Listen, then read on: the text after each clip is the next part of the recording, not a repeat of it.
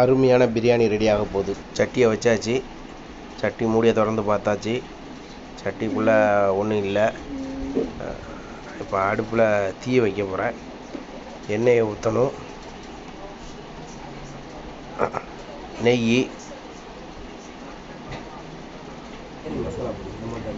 வீட்டிலே தயாரித்த பிரியாணி மசாலா பொடி எங்களுடைய கைப்பக்குவம். அப்புறம் வெங்காயம் போடும்.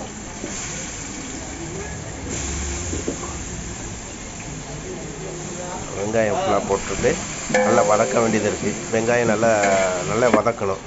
பொன்னிறமாக வதங்குற வரைக்கும் கொஞ்சம் வெயிட் பண்ணணும். அப்புறம் இஞ்சி பூண்டு பேஸ்ட்டு நல்லா போட்டுட்டு தேவைக்கு தகுந்த மாதிரி போட்டுட்டு அதை பொன்னிறமாக வதக்கும் போது இந்த இஞ்சி பூண்டு வாசனை போகிற வரைக்கும் வெயிட் பண்ணிவிட்டு தக்காளி போடணும். தக்காளியும் அதோடைய சாறு இறங்குற வரைக்கும் வெயிட் பண்ணி அந்த தக்காளியுடைய எசன்ஸ் ஃபுல்லாமே இறங்கணும். அப்புறம் தயிர் போட்டு முடிஞ்சதுக்கப்புறம் ஒரு கிண்டு நல்லா நறுக்குன்னு ஒரு கிண்டணும். தீ கொஞ்சம் மீடியம் ஃப்ளேமில் தான் இருக்கணும். அதனால தான் பிரியாணி கொஞ்சம் சாஃப்டாகவும் செக்யூர்டாகவும் டேஸ்டியாக இருக்கும். இப்போ ஆட்டுக்கறி போடுறோம்.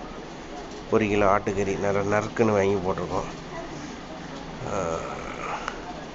என்ன இருந்தாலும் சிக்கன் அது இதுன்னு போட்டு சாப்பிட்டு போர் அடித்ததுனால ஆட்டுக்கறியில் போடுறோம்.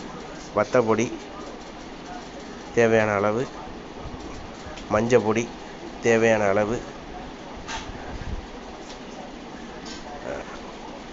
நல்லா ஒரு கிண்டு அழகாக கிண்டிட்டு அப்புறம் ஒரு எலுமிச்சம்பழம் புழிஞ்சு விடுதோம். ஆமாம், அந்த மசாலா நல்லா விரவுத வரைக்கும் கிண்டி விடணும். அப்புறம் உப்பு போட்டிருக்கோம். ஓயாமல் கிண்டிக்கிட்டே இருக்கேன்னு கேட்கக்கூடாது. மசாலா எல்லாத்துக்கும் சுற்றி பிடிக்கக்காண்டி கறி போட்டிருக்கனால மசாலா கறியில் பிடிக்கக்காண்டி. இது பாதாம் முந்திரி அரைச்ச ஸ்டஃப்பு. பாதாமும் முந்திரியும் அரைச்சி ஊற்றிருக்கோம். கஸ்தூரி மேத்தி மாதிரி,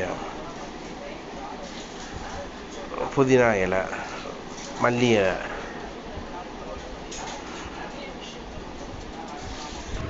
போட்டதுக்கப்புறம் அரிசியை போடுறோம்.